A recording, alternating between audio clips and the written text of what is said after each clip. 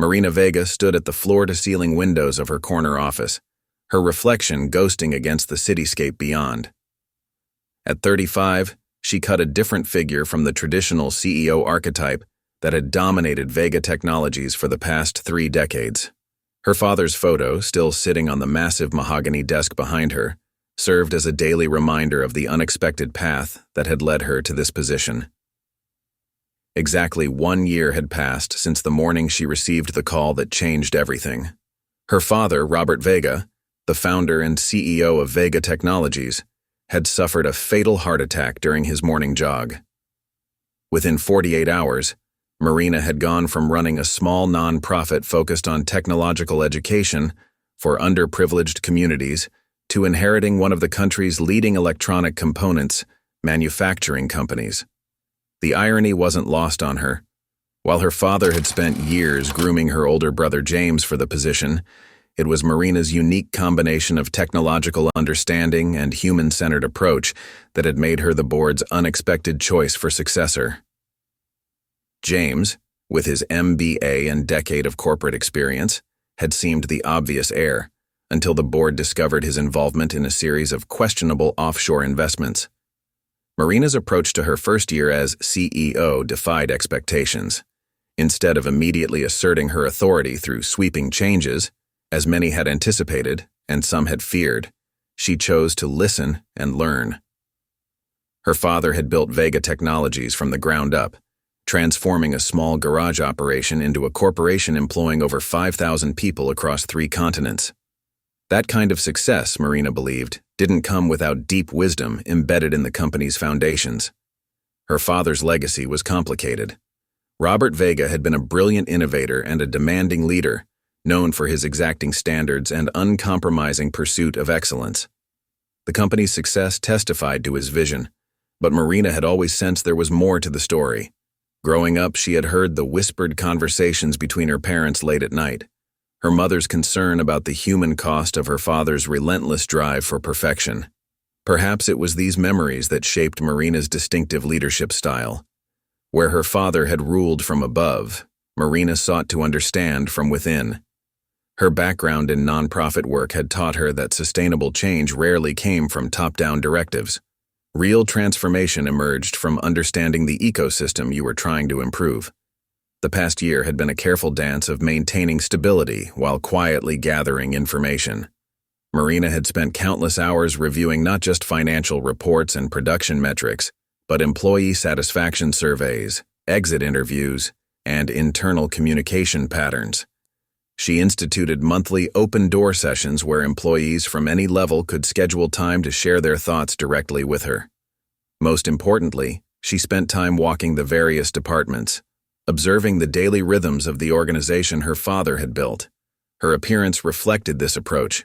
Today, like most days, she wore a simple blazer over a plain shirt and tailored pants, professional but approachable.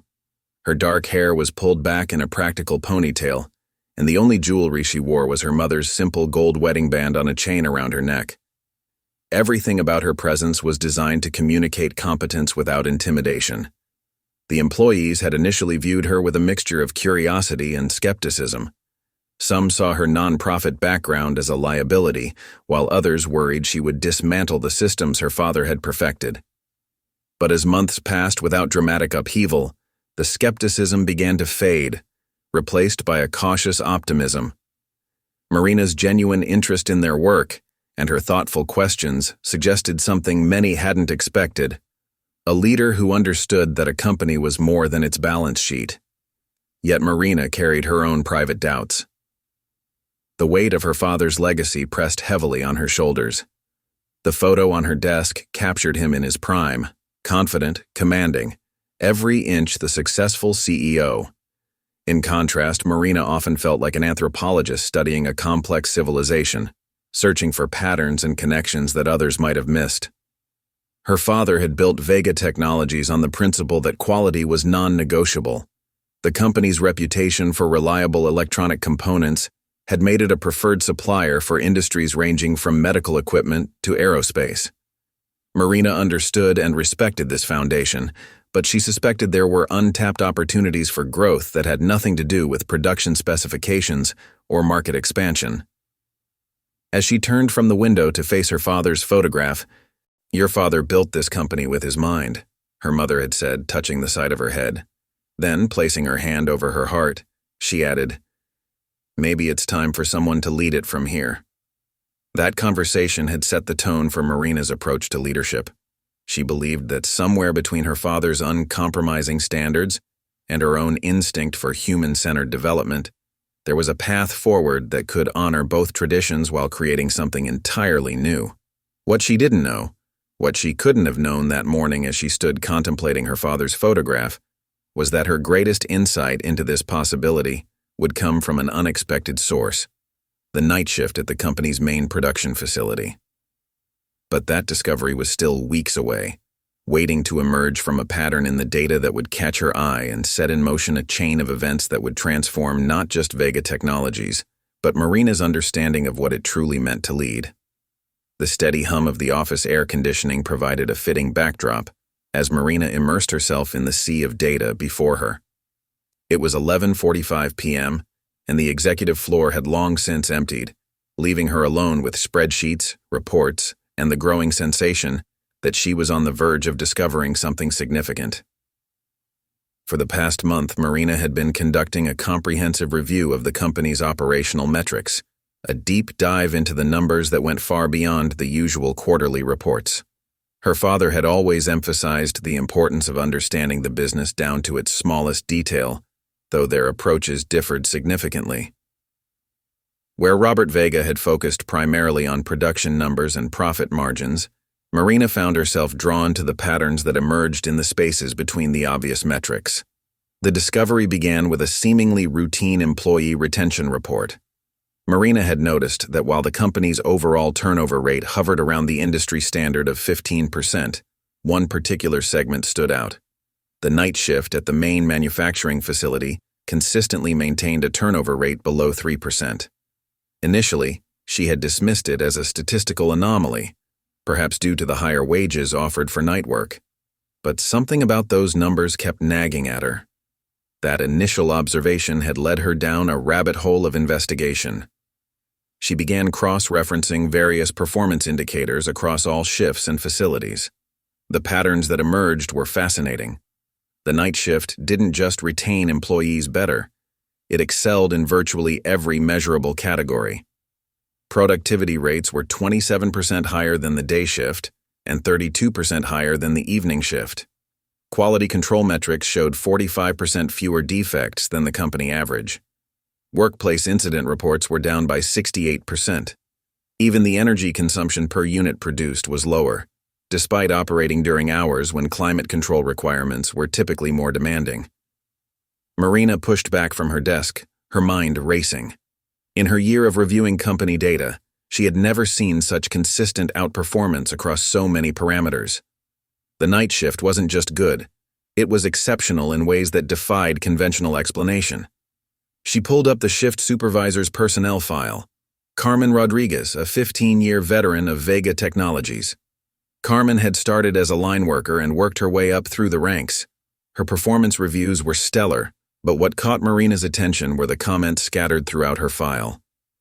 Exceptional team builder. Natural leader. Creates strong sense of community. These weren't the typical metrics her father's management team had prioritized. The employee satisfaction surveys told an equally intriguing story. While the company's overall engagement scores were respectable, the night shift's responses painted a picture of something approaching workplace utopia. Words like family, support, and belonging appeared with striking frequency in the open-ended responses. One comment in particular stood out. The night shift isn't just a job, it's a community where we look out for each other.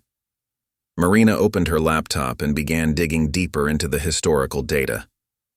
The night shift's exceptional performance hadn't happened overnight. The metrics showed a gradual but steady improvement that began roughly 5 years ago, coinciding with Carmen's promotion to supervisor. Before that, the shift's performance had been unremarkable, tracking closely with company averages. What had changed? The official records showed no significant policy changes, no new incentive programs, no technological upgrades specific to that shift. Whatever had transformed the night shift had happened at a level that traditional corporate metrics failed to capture. Marina found herself thinking about the conversations she'd had with her father over the years. He had always emphasized the importance of strong metrics, arguing that what couldn't be measured couldn't be managed. Yet here was something that seemed to defy that logic, a transformation that showed up in the numbers, but whose cause remained elusive. She pulled up the facility's security camera feeds on her computer. The night shift was in full swing, and even through the grainy footage, she could sense something different about how people moved and interacted. There was a flow to their work, a rhythm that seemed almost choreographed. Workers moved between stations with practiced ease, stepping in to help each other without apparent communication. The break room footage was equally revealing. Unlike the day shift where people tended to cluster in small, consistent groups, the night shift workers seemed to mix more freely. She noticed several instances of workers sharing food, engaged in animated conversations, and, most intriguingly, what appeared to be informal training sessions during breaks. As she continued to study the data, Marina began to see patterns that suggested something extraordinary was happening on the night shift. The improved metrics weren't just about work performance, they were indicators of a fundamentally different way of organizing human activity within the constraints of industrial production. The attendance records told another fascinating story. While absenteeism was generally higher on night shifts across the industry, this shift showed the opposite pattern. Even more intriguingly, when someone did miss work, their duties were covered seamlessly by others, with no loss in productivity or quality. This suggested a level of cross-training and flexibility that went far beyond company requirements. Marina glanced at her father's photo, wondering what he would make of all this. Robert Vega had built Vega Technologies on the principles of strict hierarchy and clear performance metrics. Yet here was evidence that the company's most successful unit operated on what appeared to be a completely different model. The implications were both exciting and somewhat daunting. If what she suspected was true, if the night shift had somehow developed a more effective way of working, it could have profound implications for the entire company. But first, she needed to understand exactly what was happening. Looking at the clock, Marina realized it was almost 1 a.m. The night shift would be in full swing at the main facility. She could send emails asking for reports, schedule meetings with HR to discuss the metrics, or request a formal analysis from her management team. But something told her none of those traditional approaches would reveal the true story. As she began gathering her things to head home, a different idea began to take shape. Her father had always said that the real pulse of a company could only be felt on the factory floor. Perhaps it was time to test that theory, but in a way he never would have considered. Marina smiled as she switched off her office lights. She had a plan forming, one that would either prove to be brilliant or completely crazy.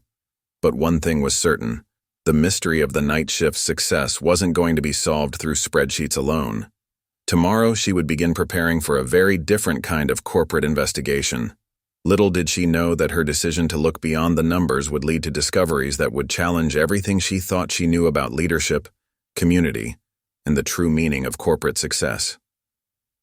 Marina sat in her home office early Sunday morning, surrounded by scattered notes and open laptop screens. The morning light filtered through the bay windows, casting a warm glow on the collection of family photographs that lined her bookshelf. Her eyes lingered on one particular image, a younger version of herself with her father at a factory opening, both wearing hard hats and bright smiles. The contrast between that moment and her current situation wasn't lost on her. For the past week, she had been wrestling with an idea that would have seemed absurd to her just months ago. The night shift's exceptional performance metrics had consumed her thoughts, leading her down a path that diverged dramatically from traditional corporate investigation methods. She had considered and dismissed numerous conventional approaches. First, she had contemplated sending in a team of efficiency experts. The proposal sat half-finished on her laptop, a comprehensive plan for a 6-week analysis by one of the top consulting firms in the industry. But something about it felt wrong. External consultants, with their clipboards and stopwatches, would likely disrupt the very dynamic she was trying to understand. Then there was the option of installing additional monitoring systems, cameras, productivity tracking software, detailed time motion studies. Her father would have approved of this approach. What gets measured gets managed, he always said. But Marina suspected that the secret to the night shift's success lay in something that couldn't be captured by surveillance equipment or productivity algorithms.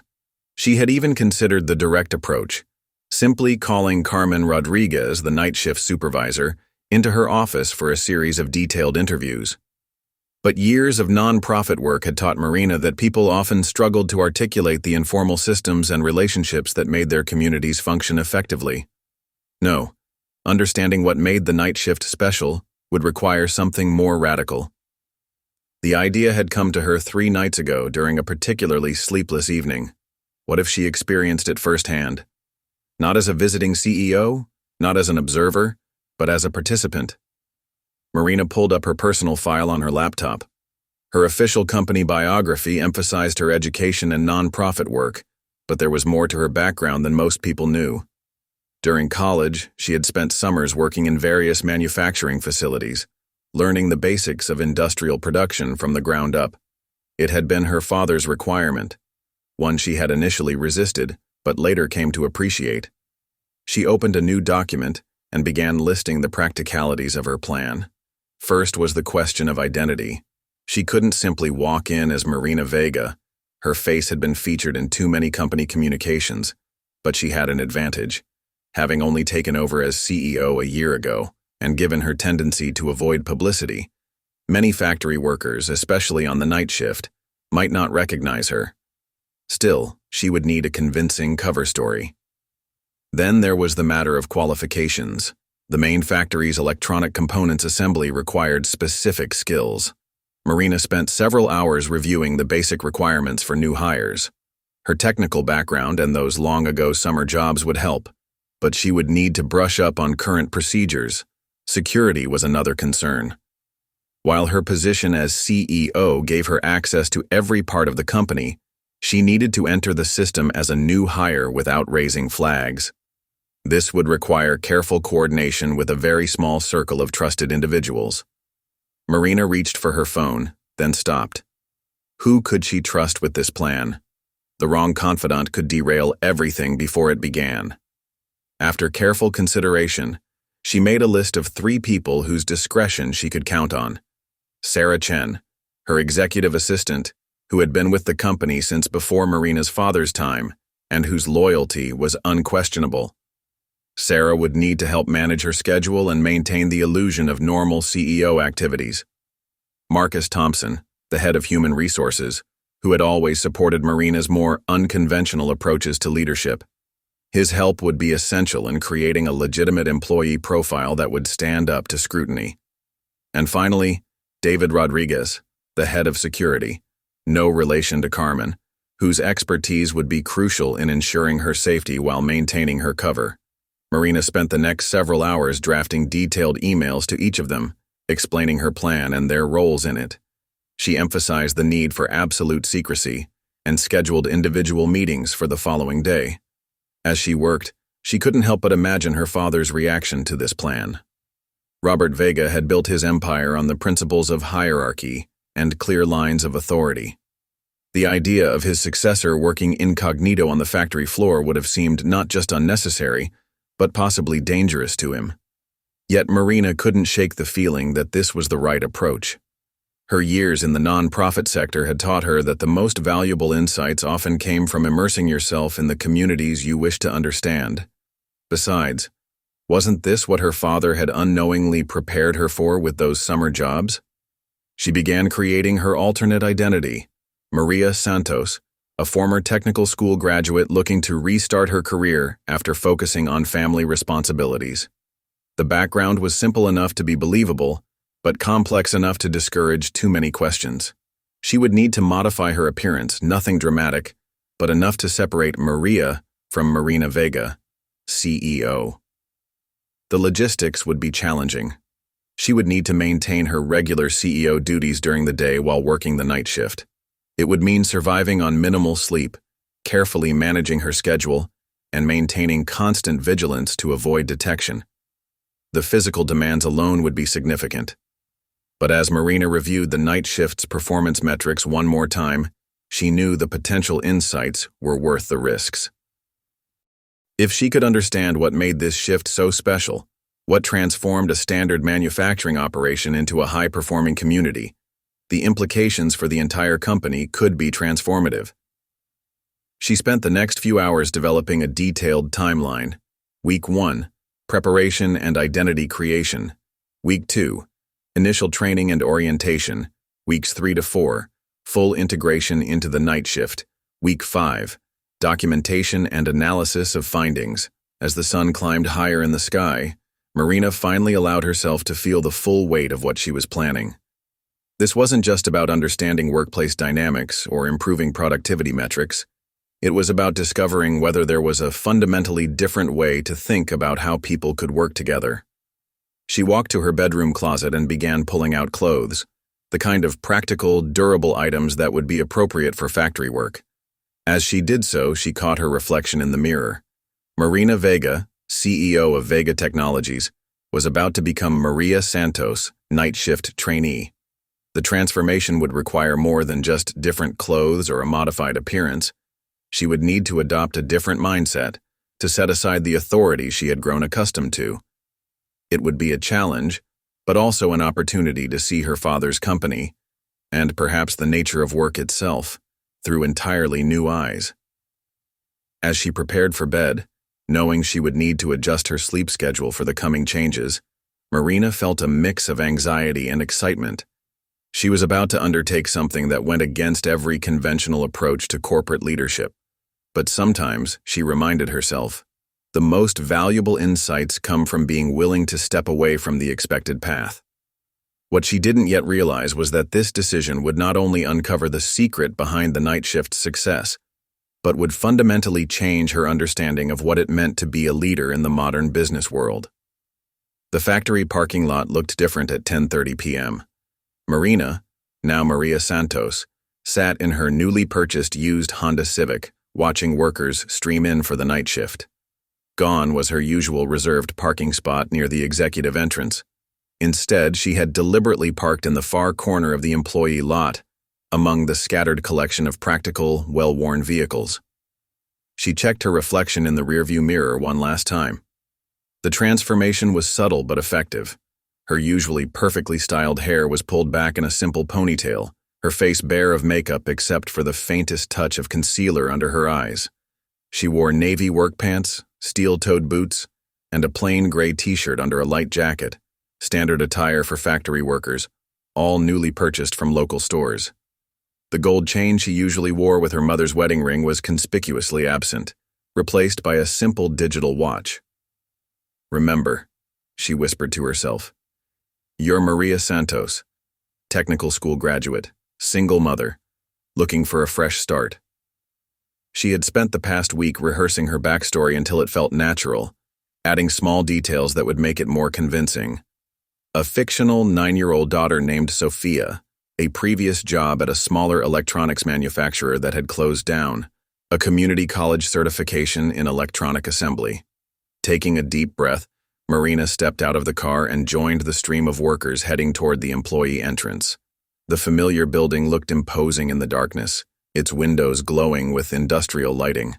As she approached the security checkpoint, she felt her heart rate increase slightly. This was the first real test of her cover.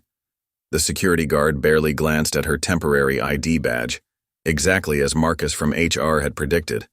New hires were common enough not to draw special attention, and the night shift was always looking for reliable workers. Still, Marina felt a surge of relief as she passed through the turnstile without incident. The employee locker room was a revelation. Marina had visited it during facility tours, of course, but always during the day shift, always as the CEO making a ceremonial appearance. Now, at night, it buzzed with a different kind of energy. Workers were changing into their protective gear, chatting about their families, sharing jokes in a mix of English and Spanish. "You must be the new girl," a voice said behind her. Marina turned to find a woman in her early 50s with kind eyes and laugh lines around her mouth. "I'm Elena. They told us we'd be getting someone new tonight." "Maria," Marina replied, grateful for the immediate contact. "It's my first night." First time on night shift? Elena asked, helping her locate an empty locker. First time at this factory? Marina answered, sticking to her prepared story. I worked at Mitchell Electronics before they closed down. Elena nodded sympathetically. Yeah, we got a few people from there, don't worry, honey. Night shift takes care of its own. You'll catch on quick. The orientation process was more thorough than Marina had expected, despite her familiarity with company protocols. Elena, it turned out, was one of the shift's unofficial mentors, though she held no formal training position. She guided Marina through the basics of protective equipment, explaining little tricks for making the safety glasses more comfortable, and showing her how to position her hairnet to prevent strands from escaping. As they walked toward the production floor, Elena provided a running commentary that went far beyond the standard new employee orientation. Break room's over there. Best coffee machine's the one by the window, but don't use it right at the start of shift or you'll get stuck in line. Bathroom's down that hall. The middle stall in the women's room sticks, so avoid that one. And see that table in the corner of the break room? That's where Carmen keeps the snack basket. Snack basket? Marina asked, genuinely curious. Oh yeah, Carmen. She's our supervisor. She started it a few years back. Everyone chips in what they can, and there's always something to eat if someone forgets their lunch or needs a boost. It's just one of those things that makes night shift different. The production floor itself was both familiar and strange to Marina. She knew every machine, every process, every quality control checkpoint, in theory. But experiencing it from ground level, in the quiet intensity of the night shift, was something entirely different. Carmen Rodriguez, the shift supervisor Marina had read so much about, was exactly as her file had suggested, and completely different at the same time. She moved through the production floor with an air of quiet authority, but it wasn't the rigid, hierarchical authority Marina was used to seeing in supervisors. There was something more collaborative about her presence. Maria Santos? Carmen approached them, clipboard in hand. Welcome to night shift. Elena, you're showing her the ropes? You know me, Carmen. Taking care of the new ones is what I do best. Carmen smiled warmly. That it is. Maria, you'll be starting on line 3 tonight. Elena will walk you through everything. Remember, quality first, speed comes later. Any questions? Don't hesitate to ask. We're all here to help each other succeed. As the night progressed, Marina found herself absorbed in the rhythms of the work. The electronic components assembly required focus and precision, but there was something almost meditative about the process once you got into the flow. Elena was a patient teacher, explaining not just what to do but why each step mattered. What struck Marina most was the informal support system that seemed to operate alongside the official procedures. When she fumbled with a particularly delicate component, the worker next to her, a young man named James, quietly demonstrated a better technique without making her feel incompetent. When someone down the line needed a brief break, others smoothly adjusted to cover the gap. During her first break, Marina sat with Elena and a small group of workers in the break room. The conversation flowed naturally between work concerns and personal lives. She learned that James was saving for college, that Elena's grandson had just started walking, that another worker named Mike was dealing with a sick parent. Here, try these, Elena said, pushing a container of homemade empanadas across the table. My mother's recipe. Nothing keeps you going through night shift like good food. The sense of community was palpable, but it wasn't the forced camaraderie of corporate team-building exercises. This was something organic, built on shared experiences and genuine concern for one another's well-being. As the night wore on, Marina observed subtle but significant differences from the day shift operations she was familiar with. The pace was steady, but not frantic. Workers moved between stations with a fluid efficiency that spoke of deep familiarity with each other's rhythms. When problems arose, a minor machine malfunction, a quality control issue, they were addressed with a calm competence that minimized disruption. By the time her shift ended at 7 a.m., Marina was physically exhausted but mentally energized. Walking back to her car in the early morning light, she reflected on everything she had observed. The night shift's success wasn't just about productivity metrics or quality control standards. There was something fundamentally different about how these people worked together. As she drove home, Preparing to catch a few hours of sleep before needed to transform back into CEO Marina Vega, she realized that her undercover mission had already revealed something crucial. The night shift wasn't just a work unit, it was a carefully cultivated community.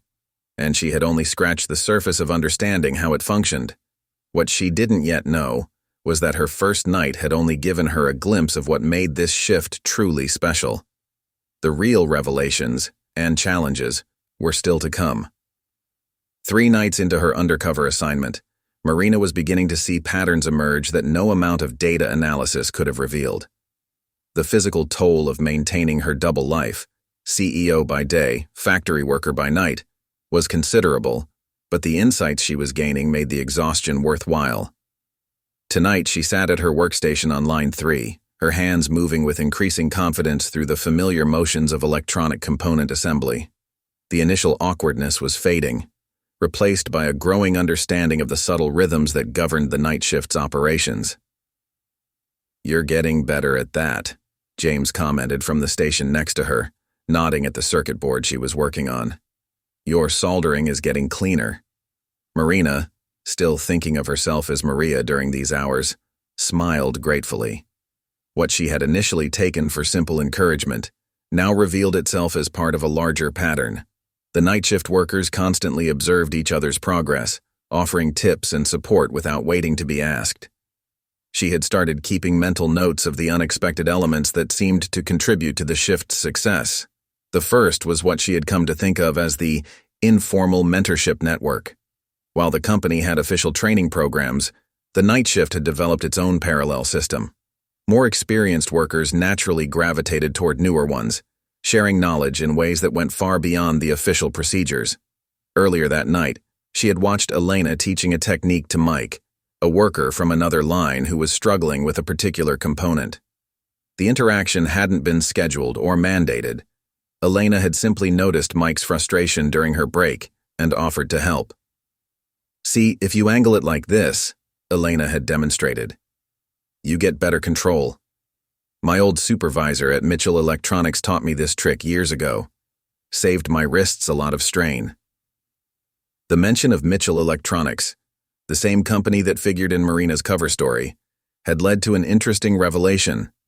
Several workers on the night shift had indeed come from that shuttered factory, and they had brought with them techniques and knowledge that had gradually been incorporated into Vega Technologies' processes. The second pattern Marina noticed was the shift's unique approach to problem solving. When a minor machine malfunction occurred on line 2, she witnessed something remarkable. Instead of immediately calling maintenance, the workers engaged in a quick but effective collaborative troubleshooting session. "Remember when we had that similar issue last month?" Carmen had asked the group. "What did we learn from that?" The ensuing discussion had drawn on collective experience, with workers building on each other's suggestions. The problem was resolved in minutes, with minimal disruption to production. Marina couldn't help but compare this to the more formal, hierarchical problem-solving procedures she was familiar with from the day shift.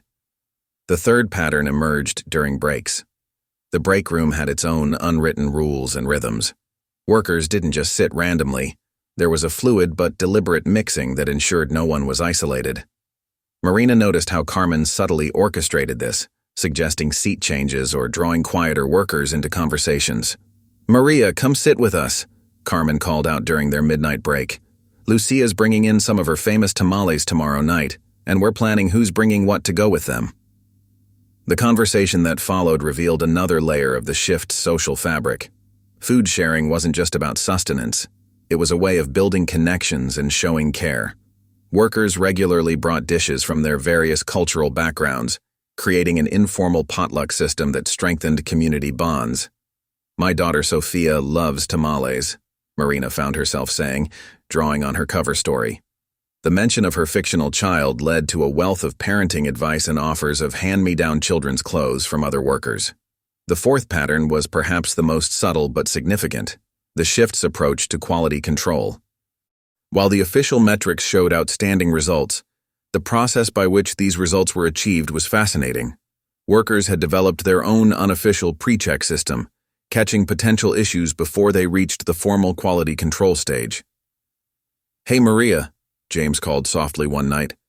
"Mind if I take a look at that batch?" There's a trick to catching any alignment issues early. This informal quality assurance wasn't about pointing out mistakes. It was framed as sharing knowledge, maintaining the shift's collective reputation for excellence. Pride in their work was evident, but it was a shared pride rather than individual competition. The fifth pattern involved the shift's unique handling of personal challenges. Marina observed how the community absorbed and addressed individual workers' difficulties without disrupting productivity. When one worker arrived looking distressed, others smoothly adjusted their positions to pair them with more experienced colleagues who could support them while maintaining work quality. "Family stuff," Elena had whispered to her, explaining a colleague's obvious distraction. "We've got her back until things settle down." The sixth pattern emerged in the shift's use of time. While the official schedule was strictly maintained, there was a flexibility within those hours that allowed for natural ebbs and flows in energy and attention. Workers had developed subtle signals for when someone needed a brief break or could use some support. Marina was particularly struck by how information flowed through the shift. Unlike the formal channels of communication she was familiar with as CEO, the night shift had developed an efficient grapevine that served both practical and social purposes. Important information, whether about work processes or personal matters, moved quickly but discreetly through the team. During her third night, she witnessed a perfect example of this system in action. A worker named Rosa was struggling with childcare issues. Her regular babysitter had fallen ill. Before the situation could impact her work, the network had activated. Within an hour, another worker's teenage daughter was arranged as a temporary solution. The seventh pattern involved the shift's approach to training and skill development. Beyond the official requirements, workers actively sought to expand their capabilities. Marina observed informal skill-sharing sessions during breaks, where workers taught each other specialized techniques or shared knowledge from their previous work experiences. "You never know when knowing multiple stations might come in handy," James had explained while showing her some advanced assembly techniques. "Besides, it keeps the work interesting." The eighth pattern was the shift's unique approach to motivation. Unlike the day shift's focus on individual performance metrics, the night shift seemed to operate on a principle of collective achievement. Workers celebrated team successes and supported each other through challenges. As her third night drew to a close, Marina found herself reflecting on how these patterns intertwined to create something greater than the sum of their parts. The night shift hadn't just developed better ways of working, they had created a self-sustaining ecosystem of mutual support and continuous improvement. Walking to her car in the pre-dawn light, Marina realized that her early observations were beginning to form a coherent picture. The night shift's success wasn't built on any single factor, but on an intricate web of relationships, practices, and unwritten rules that had evolved organically over time. What she didn't yet realize was that these patterns were just the surface of a much deeper transformation, one that would challenge her fundamental understanding of how successful organizations could function. The real test of her insights would come sooner than she expected, as events were about to unfold that would put the night shift's unique culture to the test. The clock on the break room wall showed 3:17 a.m., when Marina's understanding of the night shift fundamentally changed. She had been there for 2 weeks now, settling into the rhythm of her double life, when she encountered a scene that would reshape her entire perspective on leadership and community. The night had started normally enough. Marina had arrived for her shift, exchanged her usual greetings with Elena and James, and taken her place at line 3. The first few hours had passed smoothly, the familiar hum of machinery and quiet conversations creating the usual productive atmosphere she had come to appreciate. But something felt different tonight. There was an undercurrent of excitement running through the shift, subtle but unmistakable. Workers exchanged knowing glances, and there were more whispered conversations than usual during brief moments between tasks. "Just wait and see, honey. Some nights are special around here." Around 3 a.m., Carmen had disappeared into the break room. This wasn't unusual in itself. Supervisors often used the quieter, early morning hours to catch up on paperwork. What was unusual was the way other workers began to drift in that direction during their scheduled breaks, moving with purpose rather than their usual relaxed pace. Marina found herself following Elena toward the break room at 3:15, drawn by both curiosity and the peculiar energy that seemed to be building. As they approached, she heard something that stopped her in her tracks, the sound of crying. Her first instinct was concern. As both Maria Santos, night shift worker, and Marina Vega, CEO, she felt an immediate need to understand what was wrong. But Elena's hand on her arm held her back. "Wait," Elena whispered. "Just watch." Through the break room's window, Marina could see Carmen seated at one of the tables, tissues in hand, tears streaming down her face. But what struck Marina wasn't the tears. It was Carmen's expression. Despite the tears, she was smiling. One by one, workers entered the break room. They moved with the coordinated precision Marina had observed in their work. But this choreography was different. Each person seemed to know exactly where to stand, what role to play in whatever was unfolding. James appeared with a small cake, carefully preserved from the beginning of the shift. Rosa brought out paper plates that seemed to materialize from nowhere. Mike, usually quiet and reserved, produced a handful of candles. "What's happening?" Marina whispered to Elena. "Carmen's son, Miguel," Elena explained softly. "He's been applying to colleges. Today, well, yesterday now, he got his acceptance letter. Full scholarship to the engineering program at State University." Marina felt her throat tighten. She remembered from her research that Carmen was a single mother, that her husband had passed away when Miguel was just a toddler. The significance of this moment started to sink in.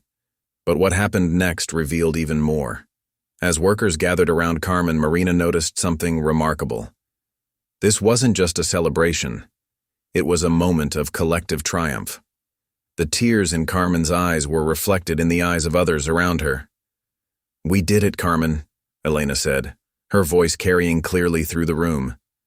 "We all did it." The story began to unfold through snippets of conversation. Over the past 2 years, the night shift had quietly rallied around Miguel's college dreams. Workers had taken turns helping him with his studies, James with mathematics, Rosa with essay writing. Mike, the quiet one, turned out to have a degree in physics. He had spent countless lunch breaks tutoring Miguel in science. "Remember when he was struggling with calculus?" Someone called out. "We had half the shift doing practice problems during breaks." The cake, Marina learned, wasn't just a cake. The money for it had come from the shift's informal emergency fund, the same fund they used to help workers through tough times. This celebration had been planned for days, ever since Carmen had first shared the news of Miguel's acceptance letter. But it was more than just academic support. As the celebration continued, Marina learned how the shift had reorganized itself over the past 2 years to ensure Carmen could attend every one of Miguel's important school events. They had covered for her during parent-teacher conferences, rearranged schedules so she could help with college applications, and even pooled resources to help with application fees. "You know what this means?" Elena said, addressing the room but looking at Carmen. "Miguel's going to be an engineer, just like his father wanted to be." The mention of Carmen's late husband brought fresh tears, but they were tears of joy and remembrance, not sorrow. Marina watched as Carmen tried to speak, overwhelmed by emotion. "I couldn't have done this alone," Carmen finally managed. You're not just my team. You're my family." The word family hit Marina hard. In all her years in corporate leadership, in all the team-building exercises and management seminars she had attended, she had never seen anything like this. This wasn't manufactured camaraderie or forced cooperation. This was genuine community, forged in the quiet hours of the night shift, strengthened by shared struggles and celebrations. As she watched, Marina noticed something else. The celebration was perfectly timed with scheduled breaks, causing no disruption to production. Even in this emotional moment, the shift's legendary efficiency hadn't wavered. Workers cycled through the break room in their usual rotation, ensuring all lines remained properly staffed. The cake was cut and shared, pieces carefully wrapped for those who couldn't leave their stations immediately. Plans were already being made for a proper celebration during the weekend. Marina heard workers discussing carpools to ensure everyone could attend, arrangements for childcare, offers to bring food. Standing slightly apart from the group, Marina felt tears in her own eyes. As CEO, she had access to every metric, every performance indicator, every productivity report. But nothing in those numbers had captured what she was witnessing now. This was the true secret of the night shift's success. Not just workers supporting each other, but people investing in each other's dreams. What struck her most was the realization that this celebration wasn't an exception to the shift's efficiency. It was the source of it. The same connections that brought these people together to celebrate Carmen's son's achievement were what enabled them to work together so effectively, to anticipate each other's needs, to maintain the quality standards that had first caught her attention. As the celebration wound down and workers returned to their stations, Marina lingered in the break room, ostensibly helping with cleanup. Her mind was racing. Everything she had observed over the past 2 weeks suddenly clicked into place. The night shift's superior metrics weren't just about work processes or management techniques. They were about something much more fundamental, the power of genuine human connection. What she didn't realize yet was that this night would mark not just a turning point in her understanding of the night shift, but in her entire approach to corporate leadership. The tears she had witnessed in the break room would lead to changes that would ripple throughout Vega Technologies, challenging traditional notions of workplace efficiency and human resource management. In the days following Carmen's emotional celebration, Marina began to see the night shift through new eyes. What she had initially perceived as a collection of efficient practices revealed itself as something far more sophisticated, a carefully cultivated ecosystem of mutual support and shared responsibility. Like an archaeologist uncovering layers of an ancient civilization, she began to discover the intricate systems that had evolved over the past 5 years. The emergency fund, which she had glimpsed during the celebration for Carmen's son, turned out to be just the tip of the iceberg. During her next shift, Marina deliberately arrived early, hoping to observe the informal interactions that happened before work began. She found Elena in the break room carefully updating a small notebook. "Just managing the collections," Elena explained when Marina asked, trusting her enough now to share more details. "Everyone contributes what they can, when they can. Some weeks it's $5, some weeks it's $50. No pressure, no fixed amounts." The notebook revealed a simple but effective system. Workers could anonymously request help for various needs: medical expenses, car repairs, unexpected family emergencies. What struck Marina most was the absence of formal paperwork or approval processes. The system operated on trust and collective decision-making. "But how do you prevent abuse?" Marina asked, thinking like a CEO. Elena's response was enlightening. "When you're truly part of a community, you don't take advantage of it. Besides, we all know that any help we give might come back to us when we need it most."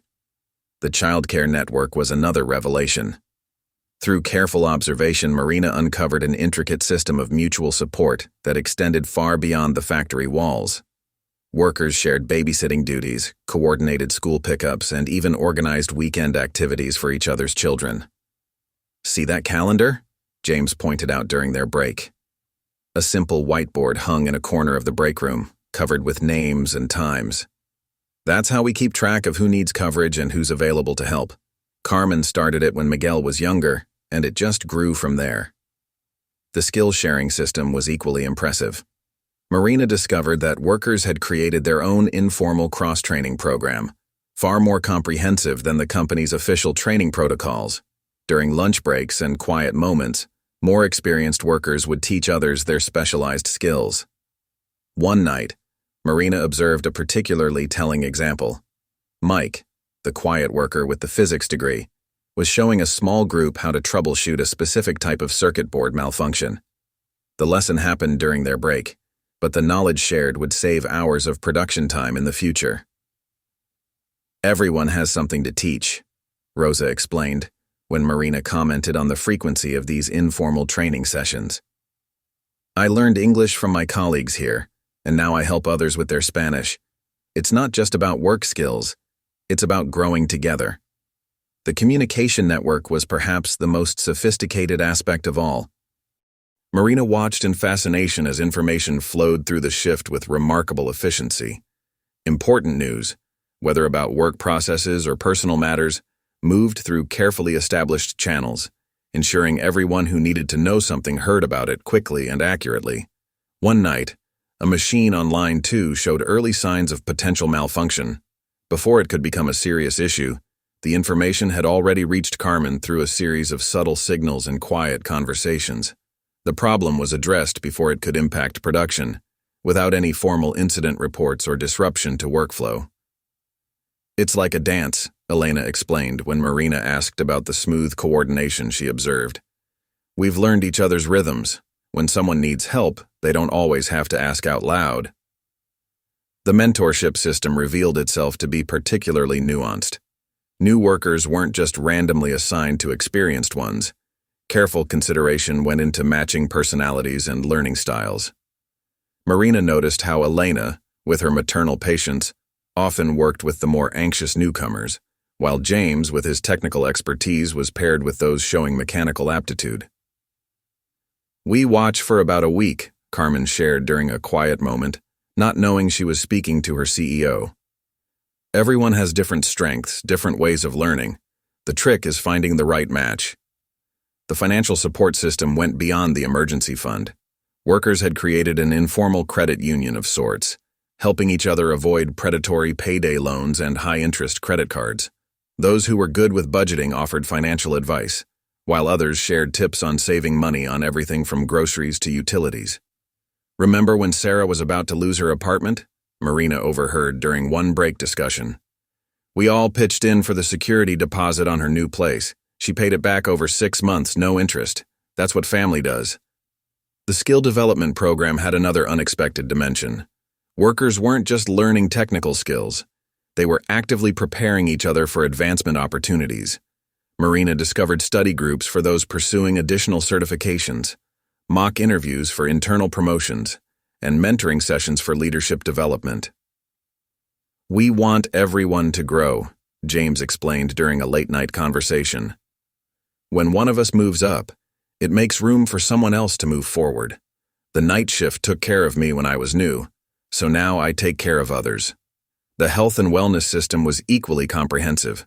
Workers shared healthy recipes, organized walking groups during breaks, and even coordinated with each other to ensure everyone could make medical appointments without losing pay. When someone was sick, others would prepare meals for their family or cover their shifts. "Last year, when I had surgery," Rosa shared, "I never had to worry about my kids' meals. Every day, someone from the shift brought food. My recovery was supposed to take 6 weeks. I was back in 4 because I didn't have to stress about anything else." As Marina delved deeper into these interconnected systems, she began to understand why traditional management metrics had failed to capture the true source of the night shift's success. The productivity numbers, impressive as they were merely a byproduct of something much more fundamental, a community that had figured out how to take care of its own while exceeding all performance expectations. The most remarkable aspect was how these systems operated almost invisibly within the framework of standard factory operations. To an outside observer, or even a visiting executive, nothing would appear unusual. The work got done, quality standards were met, and productivity remained high. But beneath the surface, a complex web of mutual support enabled everyone to perform at their best. "It's not really about the systems," Elena told her one night, as they watched the shift change over. "It's about trust. We know that if we fall, someone will catch us. That makes it easier to focus on doing our best work." Marina found herself thinking about her father's approach to management, the emphasis on metrics, procedures, and clear hierarchies. The night shift had created something that defied traditional organizational charts, a horizontal network of mutual support that achieved superior results through cooperation rather than competition. What she didn't yet realize was that understanding these systems was only the beginning. The real challenge would come in figuring out how to protect and nurture this organic community while scaling its benefits to the rest of the company. The night shift had created something precious and powerful, but could it survive exposure to the corporate spotlight? It was during her 3rd week on the night shift, when all the pieces finally came together. He was sitting in her car after her shift, too mentally stimulated to drive home despite her physical exhaustion. The early morning sun was just beginning to paint the sky in shades of pink and gold, and in this quiet moment, everything she had observed suddenly crystallized into a clear understanding. She pulled out her phone, not her work phone as CEO Marina Vega, but the basic model she used as Maria Santos, and began recording voice notes, trying to capture the epiphany before it faded. "The metrics were never the point," she whispered into the phone. "They're just the footprints of something much bigger." Over the past 3 weeks, she had witnessed countless examples of how the night shift's success manifested in ways that traditional corporate metrics could never capture. Just last night, she had seen a perfect illustration of this principle in action.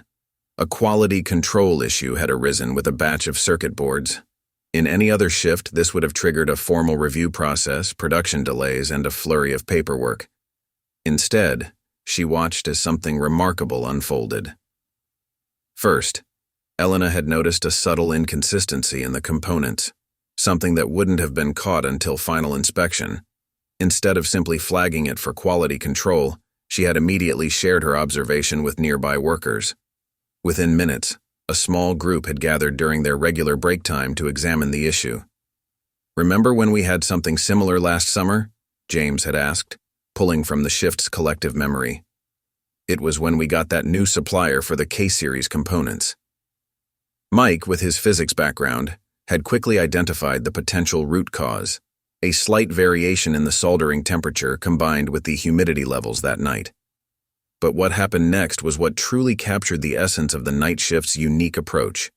Instead of just fixing the immediate problem, the group had turned it into a learning opportunity. Workers from other stations gathered during their breaks with more experienced team members explaining what to look for and how to prevent similar issues in the future. "This is why our quality metrics are so high," Marina realized, speaking into her phone. "It's not because they follow procedures better. It's because they've created a culture where quality is everyone's responsibility, where learning is continuous, and where problems are seen as opportunities for collective growth." But the revelation went deeper. She thought back to a conversation she had overheard between Rosa and a new worker earlier that week. The new employee had been struggling with the pace of production, clearly stressed about meeting quotas. "Forget about the numbers for now," Rosa had said kindly. "Focus on doing it right. The speed will come naturally when you understand the work. We all help each other here." That simple interaction had encapsulated something profound about the night shift's philosophy. They achieved superior productivity, not by pushing harder for numbers, but by creating an environment where each worker could develop at their own pace while feeling fully supported. Marina began listing the key insights in her phone. 1. The shift's high-performance metrics were a natural byproduct of their community-based approach, not the primary goal. 2. Their quality control success came from a shared sense of ownership and pride, not from rigid oversight. 3. Their low turnover rate wasn't just about job satisfaction, it was about belonging to something bigger than themselves. 4. Their efficiency stemmed from genuine care for each other, which motivated everyone to contribute their best. 5. Their ability to handle problems quickly came from their collective knowledge and trust in each other's capabilities. As she continued her reflection, Marina remembered a particularly telling incident from the previous week. A worker had been struggling with personal issues at home, clearly distracted during their shift. In a traditional management setting, this would have been seen as a productivity risk. Instead, the night shift had quietly reorganized itself. More experienced workers had positioned themselves nearby, providing subtle support and guidance. During breaks, others had offered listening ears and practical advice. The workers' productivity had remained steady, not because they were pushed to maintain it, but because the community had gathered around to support them through their difficult time. "It's like a human safety net," Marina recorded. "They've created a system where no one has to choose between being a good worker and being a human being with real-life challenges." The financial implications suddenly became clear as well. The night shift's informal support systems, from the emergency fund to the childcare network, weren't just about helping workers in need. They were creating a financial stability that allowed people to focus on their work without the stress of personal economic crises looming over them. Traditional corporate thinking sees worker support as a cost center, she noted. But the night shift has proved it's actually an investment that pays dividends in performance and quality. The learning system they had developed was equally revelatory. Unlike traditional training programs that followed rigid schedules and standardized curricula, the night shift's approach was organic and responsive to individual needs. Knowledge flowed freely, with everyone being both teacher and student at different times.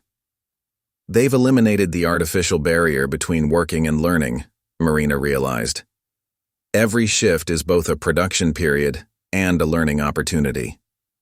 The leadership model was perhaps the most significant revelation.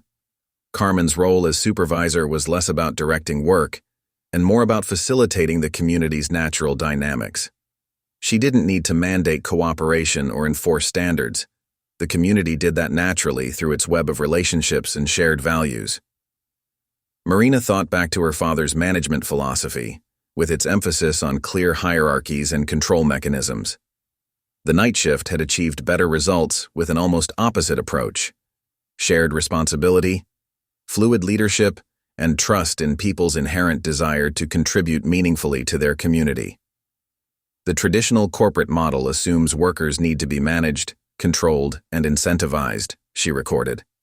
But the night shift proves that given the right environment, people will self-organize into highly effective teams that exceed all standard performance metrics. As the sun rose higher in the sky, Marina made one final note. The real miracle isn't in their numbers, it's in how they've redefined what's possible when we stop trying to manage people and start creating spaces where they can manage themselves. This understanding brought with it a new challenge. As CEO, Marina now faced a crucial decision. The night shift had created something remarkable, but it had done so largely because it had been left to evolve on its own, away from corporate oversight and intervention. How could she protect and nurture this organic system while trying to replicate its benefits throughout the company? The answer, she was beginning to realize, might require rethinking everything she thought she knew about corporate leadership. The night shift hadn't just created a better way of working. They had created a blueprint for a fundamentally different way of thinking about how businesses could operate. As she finally started her car to head home, Marina knew that this understanding would change not just how she saw the night shift, but how she approached her role as CEO. The challenge ahead would be translating these insights into changes that could transform Vega Technologies, while preserving the special magic that made the night shift work. What she didn't yet realize was that this understanding would soon be tested in ways she couldn't anticipate, as events were about to unfold that would challenge both her and the night shift's unique culture in unprecedented ways. The moment of truth arrived sooner than Marina had anticipated. It was nearing the end of her 4th week on the night shift when a situation arose that forced her hand. She had planned to maintain her cover for at least another week, but circumstances had other plans. That night had started like any other. Marina, still in her role as Maria Santos, had arrived for her shift, exchanged greetings with her now familiar colleagues, and taken her place on line 3. The first few hours passed with the usual efficient rhythm that characterized the night shift's operations. The catalyst came around 2 a.m., when Marcus Thompson, her head of HR, appeared on the factory floor, an unusual occurrence for that hour. Marina saw him through the corner of her eye, speaking with Carmen in hushed tones. Carmen's expression shifted from concern to something approaching alarm. Word spread through the shift's efficient grapevine. Corporate was implementing a new standardized efficiency program across all shifts. The program would introduce rigid performance metrics, standardized break times, and a new reporting structure. Implementation would begin with the night shift, starting next week. Marina watched as the news rippled through the workforce. The concern wasn't about working harder. The night shift already outperformed every metric. The worry was about the rigid structure that would be imposed on their carefully balanced community system. "They'll split us up," Elena whispered during their break. "These new schedules. They'll break up all our informal support networks. How will we manage the childcare rotations? The training sessions?" Marina felt the weight of two worlds colliding. As CEO, she understood the corporate drive for standardization and measurable efficiency. But as Maria, she had experienced firsthand how the night shift's organic systems created something far more valuable than any standardized program could achieve. The decision crystallized when she overheard Mike and James discussing contingency plans. "Maybe we could still meet before shifts to keep the study groups going," Mike suggested. "It won't be the same," James replied. "This new system, it's like they're trying to fix something that isn't broken." Marina looked at her watch. 3:17 a.m., exactly 1 month since she'd watched Carmen cry tears of joy over her son's college acceptance. In that moment, she knew what she had to do. She walked to Carmen's office where the supervisor was poring over the preliminary documentation for the new program. Without knocking, Marina entered and closed the door behind her. "Carmen, we need to talk," she said, her voice shifting from Maria's careful modesty to something more authoritative. Carmen looked up, startled by the change in tone. "Maria? Is everything okay?" "My name isn't Maria," she said, reaching up to adjust her hair slightly, allowing Carmen to see her more clearly. "I'm Marina Vega." The recognition dawned slowly on Carmen's face, followed by a complex mix of emotions: surprise, understanding, and perhaps a touch of fear. "How long have you been—" Carmen's voice trailed off. 4 weeks, Marina replied. "And what I've learned in that time is more valuable than every executive report I've read in the past year." She pulled up a chair and sat down, maintaining eye contact with Carmen. "The standardization program isn't happening. Not here, not anywhere in the company. Not like this." The relief on Carmen's face was visible, but tinged with confusion. "But Mr. Thompson said—" "Marcus was following standard corporate procedure," Marina explained. "But standard procedure isn't always the right procedure. That's what you've proven here." Over the next hour, Marina shared everything she had observed and learned during her time on the night shift. She watched as Carmen's expression shifted from concern to cautious hope as she explained her new vision. "Instead of imposing our systems on you," Marina concluded, "we need to learn from what you've built here. But I need your help to do it right." The conversation that followed was unlike any Marina had experienced as CEO. Carmen spoke frankly about the challenges they'd faced, the systems they'd developed, and the delicate balance they maintained. She explained how the shift's success wasn't built on any single program or policy, but on relationships, trust, and a shared commitment to supporting each other. "We've never written any of this down," Carmen admitted. "It just evolved." "That's exactly why it works," Marina replied. "You can't mandate community. You can only create the conditions that allow it to grow." Together, they began sketching out a new approach. Instead of standardizing processes across shifts, they would focus on standardizing principles: mutual support, flexible learning, shared responsibility. The specific implementations would be allowed to develop organically within each shift's unique culture. As their discussion continued, Marina made a decision that surprised even herself. "I'm not going to announce my undercover experience to the whole company," she said. "At least not yet." Carmen looked puzzled. "Why not?" "Because the moment this becomes an official corporate initiative, it changes everything. What you've built here is precious precisely because it grew naturally. The minute we try to replicate it through policy, we risk losing its essence." Instead, Marina proposed a more subtle approach.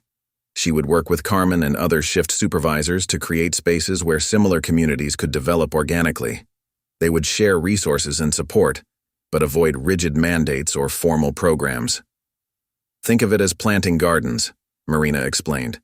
"We can prepare the soil and provide water, but we have to let each garden grow in its own way."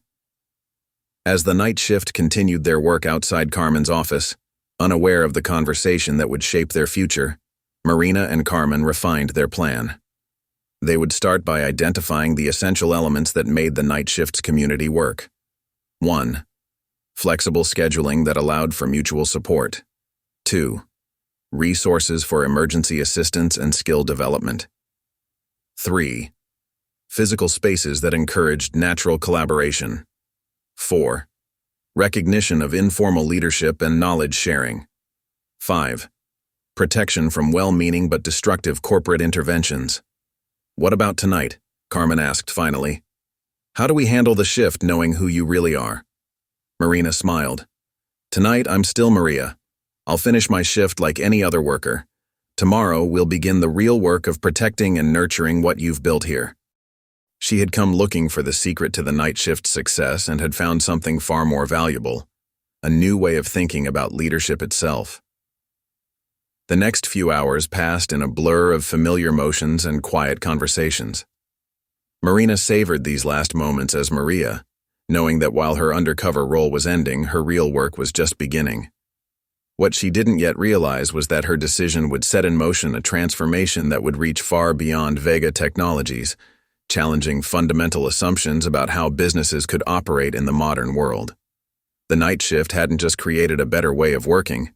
They had stumbled upon a blueprint for the future of work itself. As the shift ended and dawn approached, Marina looked around at her colleagues, no longer just subjects of an investigation, but teachers who had shown her a better way.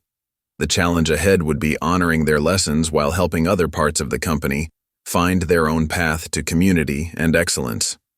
She left the factory that morning, knowing that while her time as Maria Santos was ending, the wisdom she had gained would forever change how Marina Vega approached her role as CEO.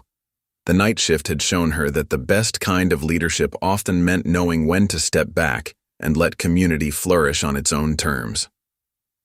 The morning after her revelation to Carmen, Marina sat in her CEO office, staring at the family photographs on her wall. Her father's image seemed to watch her with particular intensity as she prepared for what would be the most challenging phase of her journey, implementing change without destroying the very thing she was trying to nurture. She had spent the weekend carefully planning her approach. The easy path would have been to announce her undercover experience and mandate company-wide changes based on the night shift's model. But she knew that would be a mistake. Instead, she had developed what she called the garden strategy, a more subtle approach to organizational transformation. The first test came that Monday morning during her executive team meeting. The faces around the conference table were familiar. Marcus Thompson from HR, David Rodriguez from security, and the various department heads who helped run Vega Technologies. None of them, except Marcus and David, knew about her undercover experience. Before we begin, Marina said, I want to discuss the standardization program for our shifts. The VP of Operations, Richard Chen, sat up straighter. He had been a champion of the standardization initiative. The preliminary metrics suggest significant potential efficiency gains, he began. Marina held up her hand. I'm going to share something with you, but I need your agreement that it stays in this room for now. What followed was a carefully edited version of her discovery. She didn't reveal her undercover role, but instead presented her insights as the result of an intensive study of the night shift's operations. She shared the performance metrics, which they all knew, but now provided the context that made those numbers meaningful. The night shift has developed something remarkable, she explained. Not just efficient processes, but a sustainable community that drives performance through mutual support, rather than top-down management. The reactions around the table were mixed. Richard looked skeptical. But without standardization, how can we ensure consistent performance across shifts? By focusing on principles rather than procedures, Marina replied. She stood and walked to the whiteboard, beginning to sketch out her vision. 1. Structural flexibility, allowing shifts to develop their own internal rhythms, supporting informal knowledge, sharing networks, creating spaces for community building. 2. Resource allocation, emergency support funds managed at the shift level, dedicated spaces for skill sharing and training, time allocated for community development. 3. Leadership development, recognition of informal leadership roles, support for bottom-up initiative, training focused on facilitation rather than control. 4. Performance metrics, emphasis on team achievements over individual metrics, recognition of social capital development, long-term sustainability over short-term gains. The discussion that followed was intense. Years of traditional management thinking didn't dissolve easily, but Marina had come prepared with data, not just performance metrics, but detailed analyses of turnover costs, training efficiency, and quality improvements. "Think of it this way," she explained to her skeptical executives. "We've been trying to optimize our operations by focusing on individual components. The night shift has shown us that the real gains come from optimizing the connections between those components." The transformation plan she proposed was subtle but comprehensive. "We'll measure it the same way we always have, through productivity, quality, and retention. But we'll understand that these metrics are results, not drivers. The real work happens in the relationships we build." The implementation began quietly. Instead of company-wide announcements, Marina worked with Carmen and the night shift to document their organic systems without formalizing them. These became case studies, not templates to be copied, but examples of what was possible. She brought supervisors from other shifts to observe the night shift, not to copy their methods, but to understand their principles. Carmen proved to be an excellent teacher, helping others see how their own shifts could develop unique but equally effective communities. The changes were subtle at first. Break rooms were gradually renovated to include comfortable seating areas and better kitchen facilities. Schedule policies were quietly adjusted to allow for more flexibility. Resources were made available for employee-led initiatives. Marina watched carefully as the seeds they planted began to take root. The afternoon shift was the first to show signs of change. A group of workers, inspired by what they'd observed in the night shift, started their own skill-sharing program during lunch breaks. When management didn't interfere, the initiative grew naturally. The morning shift followed with their own innovations.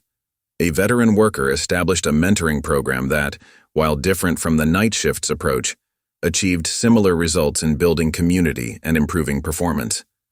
Not everything worked smoothly. Some supervisors struggled to adapt to the new approach, too accustomed to command and control management. Others tried to force community building through formal programs, missing the point entirely. Marina learned to be patient, remembering how the night shift system had evolved over years, not weeks. The most challenging aspect was managing executive expectations. Traditional metrics didn't always capture the early stages of community development. Marina found herself repeatedly defending the approach, using the night shift's success as proof of concept, while encouraging patience with other shifts' progress.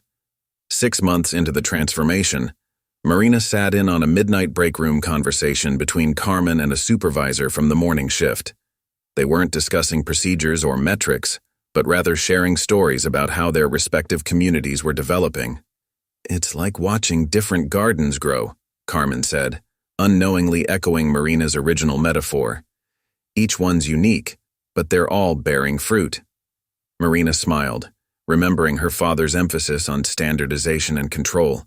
The company was achieving better results by doing almost the opposite, creating spaces for authentic human connection and letting natural communities flourish. What she didn't realize then was that this approach would not only transform Vega Technologies, but would eventually become a case study in business schools, challenging traditional assumptions about management and organizational development. The night shift secret was becoming a blueprint for the future of work itself. 1 year after Marina's undercover journey, Vega Technologies had transformed in ways that even she hadn't anticipated.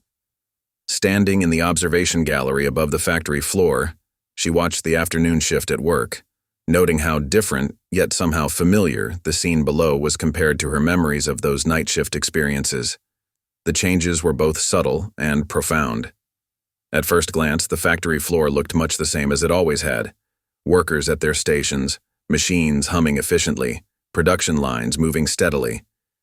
But beneath this familiar surface, a revolution had taken place.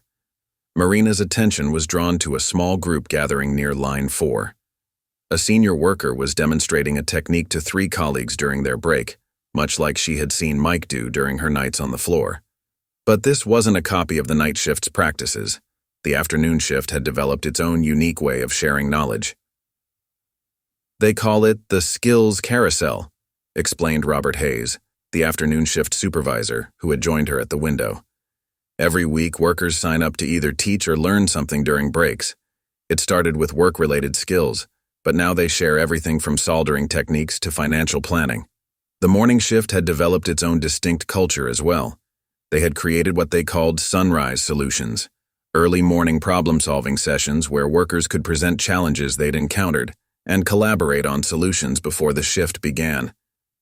Each shift has found its own way, Marina mused, remembering her early fears about trying to replicate the night shift's success. The numbers told an impressive story. The night shift's legacy would prove that in an age of artificial intelligence and automation, human community would become more important, not less, to organizational success. 5 years had passed since Marina's transformative month on the night shift. Standing in her office preparing for a very special ceremony, she found herself reflecting on the journey that had brought them to this moment. The view from her window had changed. Vega Technologies had expanded, adding new buildings and facilities. But the real transformation lay in what couldn't be seen from the outside. Today was Miguel's graduation day. Carmen's son, whose college acceptance had triggered Marina's revelation years ago, was graduating with honors in engineering from State University. The ceremony wasn't just a personal milestone for Carmen's family. It had become a symbol of everything Vega Technologies now represented.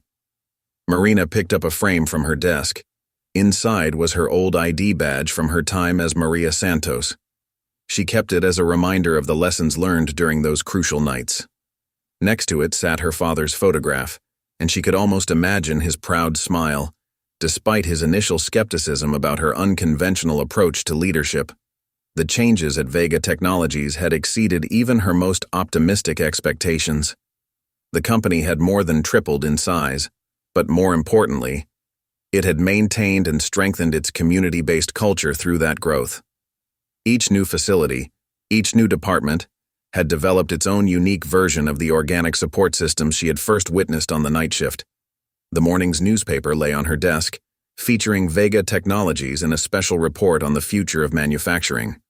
The headline read, "The company that turned traditional management upside down." But what made Marina proudest wasn't the recognition. It was how the story had spread beyond their walls.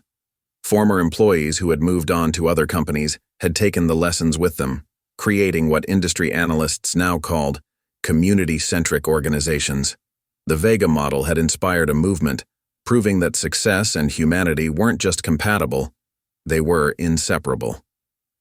Marina checked her watch and headed down to the factory floor, where workers from all shifts had gathered for the pre-graduation celebration. The scene before her confirmed everything she had learned 5 years ago. Elena, now a senior trainer, was showing a group of new hires the ropes, her patient teaching style unchanged by the years. James had become a department head but still spent time on the floor, believing that leadership meant staying connected to the community. Mike had established a company-wide education program that helped dozens of workers' children pursue higher education. The break room where she had first witnessed Carmen's tears of joy had been expanded, but it maintained its heart. The walls were covered with photographs, graduations, weddings, new babies, retirements, each representing a moment in their collective journey. The emergency fund had evolved into a full-fledged credit union, run by and for the employees. As Marina joined the gathering, she saw Carmen surrounded by her night shift family. The years had added silver to her hair, but her eyes still carried the same warmth and strength. Today, she wasn't just celebrating her son's achievement, she was celebrating with an extended family that had helped make it possible. "Remember when we thought the standardization program would destroy everything we'd built?" Carmen whispered to Marina as they stood together, watching the celebration. Marina nodded, remembering that pivotal moment. Sometimes the best management decision is choosing not to manage at all. The ceremony itself was moving in ways Marina hadn't expected. Miguel, in his graduation gown, spoke about growing up with the night shift as his extended family. He talked about the math tutorials with James, the science discussions with Mike, the endless encouragement from Elena and others. "My mother taught me about hard work," Miguel said in his speech, "but the night shift taught me about community. They showed me that true success isn't about individual achievement, it's about lifting each other up."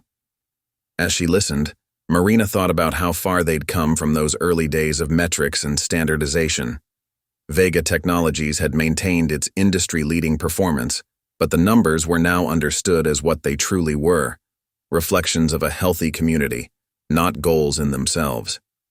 The company had become a case study in business schools, but Marina knew the real lesson couldn't be taught in a classroom.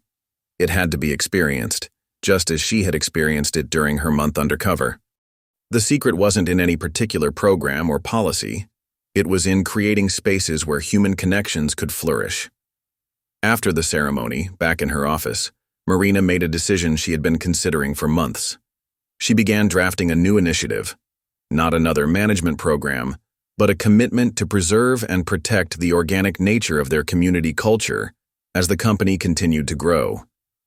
She called it the night shift principle, the recognition that the strongest organizations aren't built through top-down control but grow from the ground up, nurtured by trust, supported by resources, and guided by shared values.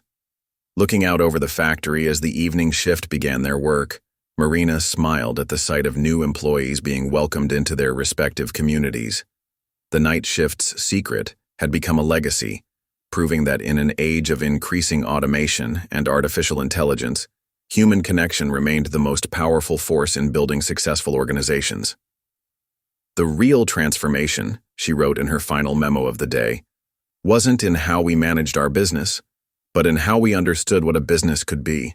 Not just a place to work, but a space where community thrives, where people grow together, and where success is measured not just in profits, but in the lives we touch and the bonds we build.